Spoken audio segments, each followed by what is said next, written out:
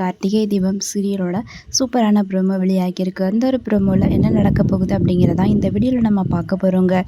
நம்ம சேனலை மறக்காமல் சப்ஸ்கிரைப் பண்ணிவிடுங்க. பக்கத்தில் பெல் ஐக்கான் இருக்கும், அதையும் ப்ரெஸ் பண்ணிவிடுங்க. வாங்க வீடியோக்குள்ளார போகலாம். கார்த்தியை ரேவதியும் பார்த்திங்கன்னா ஒரு இடத்துக்கு வராங்க. அந்த ஒரு பிளேஸ் பார்த்திங்கன்னா ரெஜிஸ்டர் பண்ணுற பிளேஸ் தாங்க. அப்போது கார்த்திக் வந்து கேட்குறாரு, இங்கே எதுக்காக கூட்டிகிட்டு வந்திருக்க? இந்த இடத்த பார்த்தா உனக்கு தெரியலையா, எதுக்கு கூட்டிகிட்டு வந்திருக்கேன்னு அப்படின்னு சொல்கிறாங்க ரேவதி. நம்ம மேரேஜை ரெஜிஸ்டர் பண்ணுறதுக்காக வந்திருக்கியா அப்படிங்கிறாங்க.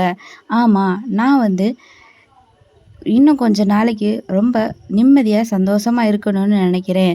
அதுக்கு சரியான இடம் ஆஸ்திரேலியா தான். என்னோடய ஃப்ரெண்டு அங்கே இருக்கா, எனக்கு ஒரு நல்ல ஜாப் ரெடி பண்ணி தரேன்னு சொல்லியிருக்கா. அதனால் நான் அங்கே போக போகிறேன். கொஞ்ச நாளைக்கு உன் தொல்லையும் அம்மாவோட தொல்லையும் இதெல்லாம் விட்டு நான் வந்து கொஞ்சம் ரிலீஃபாக இருக்கணும்னா அங்கே போகிறது தான் ஒரே வழி அப்படின்னு சொல்லி நம்ம ரேவதி முடிவெடுத்திருக்காங்க. இதை கேட்டுட்டு கார்த்திக் ரொம்பவே வந்து மனசடைஞ்சு போயிடுறாரு. ரேவதி நம்மளை விட்டு பிரிஞ்சு போக போகிறாங்களா அப்படின்னு சொல்லிட்டு.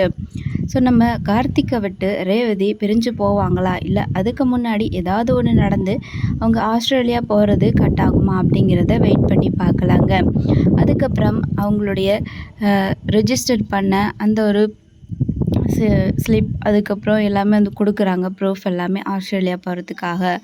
அப்போது கார்த்திகை பார்த்து இவர் தான் அவங்க ஹஸ்பண்டா அப்படிங்கிறாங்க. ஆமாம், இவர் தான் அப்படின்னு சொல்கிறாங்க. அதுக்கப்புறம் கார்த்திக் கிட்டேயும் அந்த ரெஜிஸ்டரில் வந்து சைன் பண்ண சொல்கிறாங்க. கார்த்தியும் வந்து சைன் பண்ணுறாரு அட மனதோட. கார்த்திக் வந்து ரேவதி ஆஸ்திரேலியா போகிறது அவங்களுக்கு பிடிக்கவே இல்லை. இருந்தாலும் எப்படியாச்சும் வந்து ஆஸ்திரேலியா போகிறத தடுப்பாங்க. இல்லை அப்படின்னா கார்த்திக்கும் அவங்க கூட போவாங்க.